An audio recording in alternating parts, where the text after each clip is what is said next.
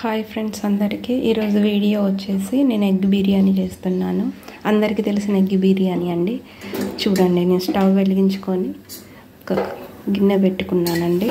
దీంట్లో మనకు సరిపడా ఆయిల్ పోసుకుందాం. ఫస్ట్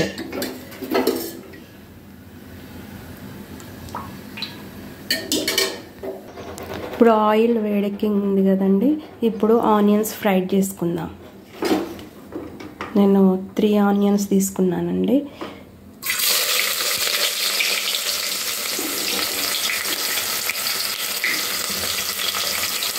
ఆనియన్స్ ఫ్రై చేసుకుందాం.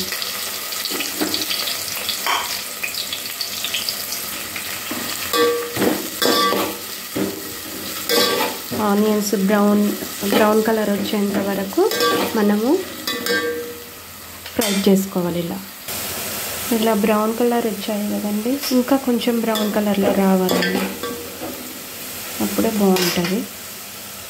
బ్రౌన్ కలర్ వచ్చాయి కదండి, వీటిని కూడా ఒక గిన్నెలోకి తీసుకుందాం.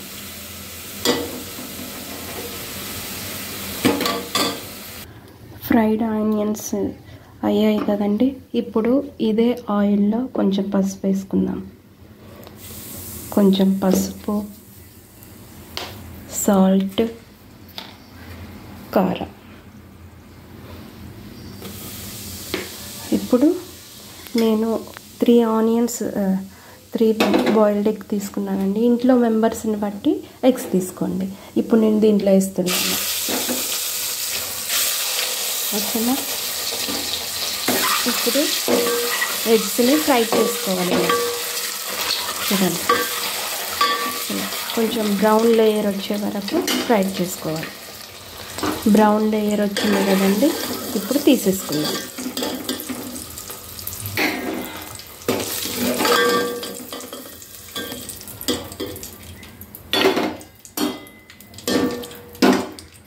ఇదే ఆయిల్లో మనము హోల్ మసాలా వేసుకుందామండి. నెక్స్ట్ ఆనియన్,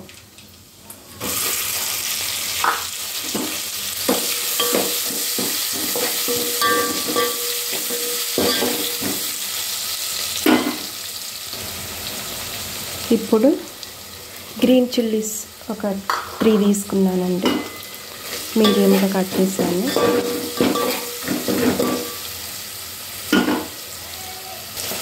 దీంట్లో ఒక టొమాటో కూడా సన్నగా కట్ చేసుకున్నానండి.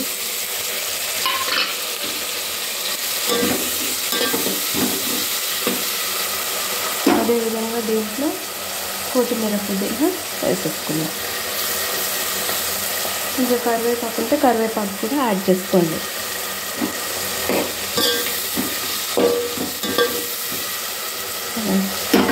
చక్కగా కొంచెం కుక్ అవ్వాలండి.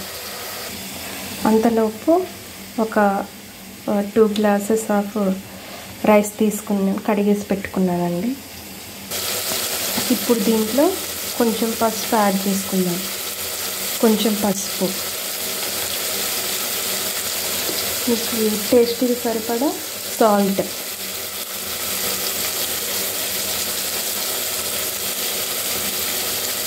యాడ్ చేసుకోండి. ఇప్పుడు కారం, మీ స్పైసీకి తగ్గట్టు మీరు కారం వేసేసుకోండి. ఇప్పుడు ఒకసారి కలిపేసుకుందాం.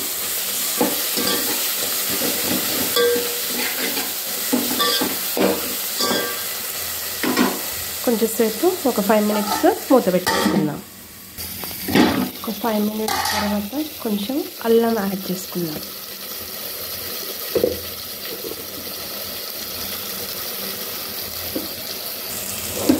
ఇప్పుడు కొంచెం అల్లం వేసాం కదా,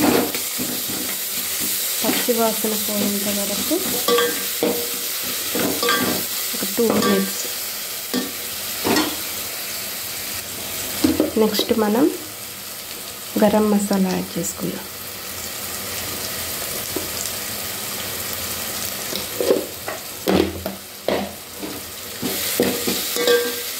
ఇంట్లో ప్రిపేర్ చేసుకున్న మసాలా అండి, చాలా టేస్టీగా ఉంటుంది. ఇప్పుడు మనం పెరుగు యాడ్ చేసుకుందాం. ఓకేనా, దీన్ని కొంచెం చక్కగా కలిపేసుకుందాం.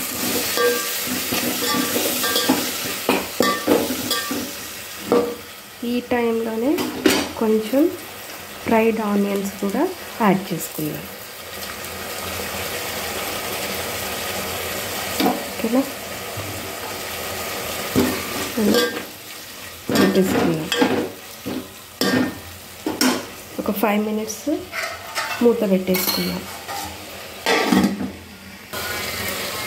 ఇప్పుడు మనం కావలసిన వాటర్ యాడ్ చేసుకుందాం.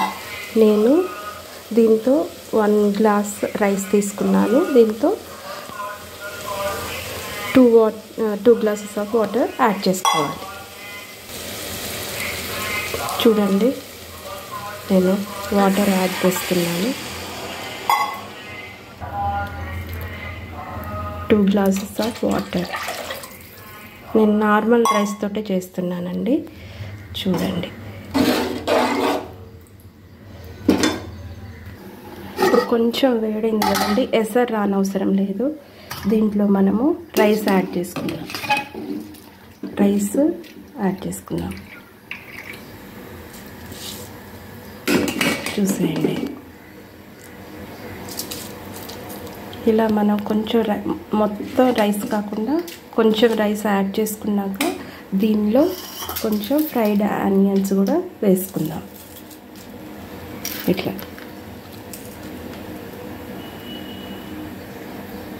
ఇప్పుడు మిగిలిన ఆనియన్ కూడా రైస్ కూడా వేసేసుకుందాం. ఓకేనా,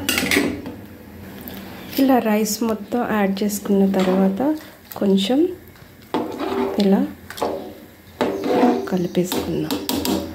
ఇప్పుడు మనము దీంట్లో ఎగ్స్ కూడా వేసుకుందాం. ఇలా అదేవిధంగా కొత్తిమీర పుదీనాను కూడా వేసుకుందాం. దీంట్లో